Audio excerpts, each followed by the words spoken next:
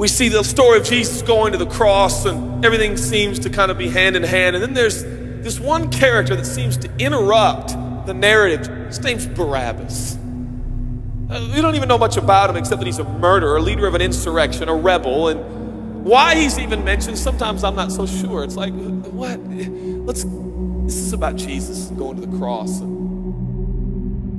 So in this moment, Pilate thinks, I hold the destinies of these two men in my hand. I know the Jews have a tradition that on a holy day, I will release one of the prisoners on death row.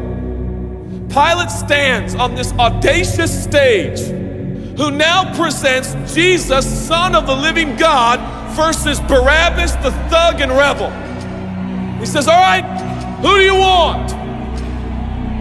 This is blasphemy. This has gone too far. There's no comparison. This is a rightful prisoner, a man who should be on death row. He's a rebel against Rome. He leads a rebellion. He murders people. He's a bad man. He's a thug and he's a crook. He deserves the chains and he deserves the crucifixion. Jesus, what has he done but heal, restore, deliver, set free, open blind eyes, open deaf ears, heal the lame and the leper? What has Jesus done? Who do you want? We want Barabbas. Yeah, give us Barabbas.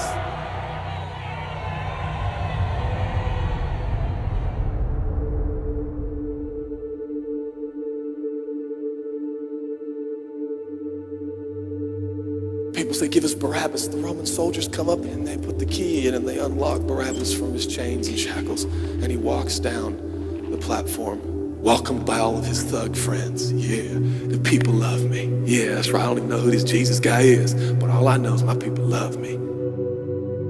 There seems to be no conscience in Barabbas. There's no record of him turning to Jesus and saying, I owe you everything now, for you have set me free. No, I don't see any of that in Barabbas. And God knew that. Jesus stood there, silent, for he knew the will of the Father. He said, it's fine, Father. Let him have Barabbas. For Jesus knew that the Father would have to treat Jesus like Barabbas so he could treat Barabbas like Jesus. Barabbas thought it was the people that set him free. No. It was the love of the Heavenly Father. When I look at the story, I realize who Barabbas really is. That's me. That's you. That's us.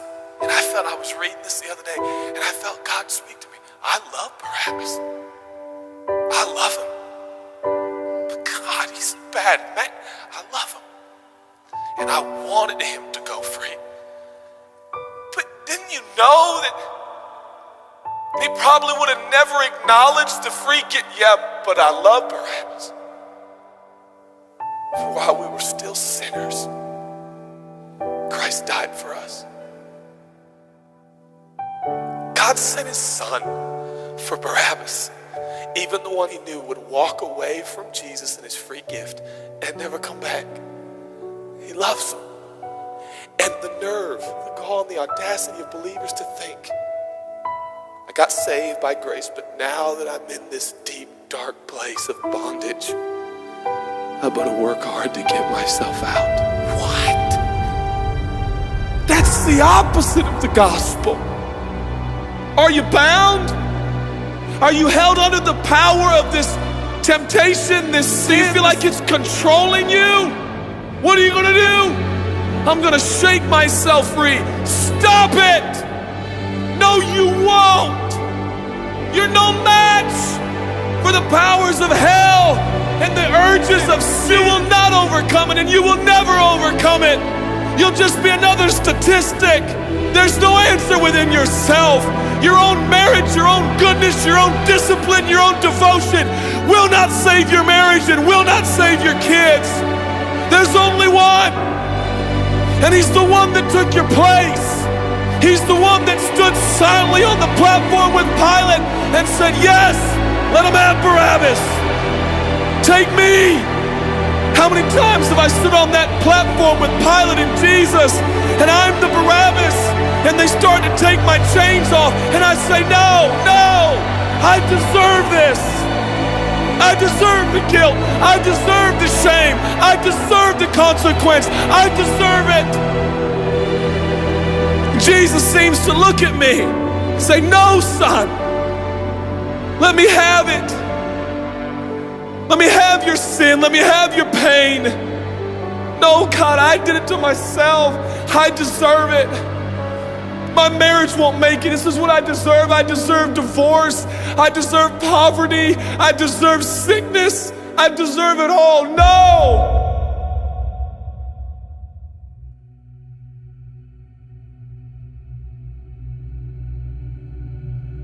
God, I'm so ashamed. Give me your shame. But God, what if I do it again? I'll still be here. Oh, God, I don't want to hurt you. I love you. I don't want to do this anymore. Give me your sins, son.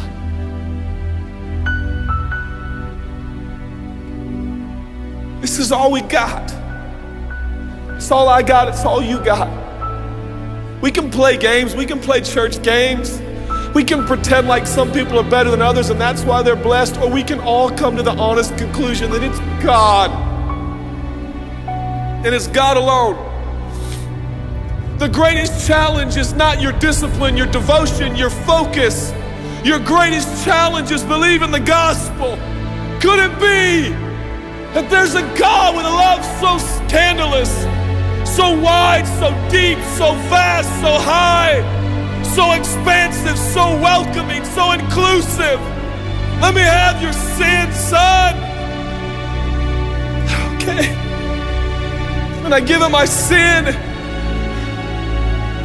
And I stand in this empty space of forgiveness and acceptance while Jesus walks off to the cross that I deserve. I see him walking to the post to be whipped. As I stand a free man, all the attention is turned now. And I feel the love of God saying, go, son, live your life. I'll pay the price. Where did we get off thinking that we were gonna set ourselves free?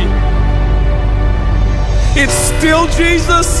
It'll always be Jesus. It'll never stop being the power of Jesus. If his blood is sufficient for your salvation, his blood is sufficient to sustain you through every challenge and every sin and every temptation. Jesus is enough.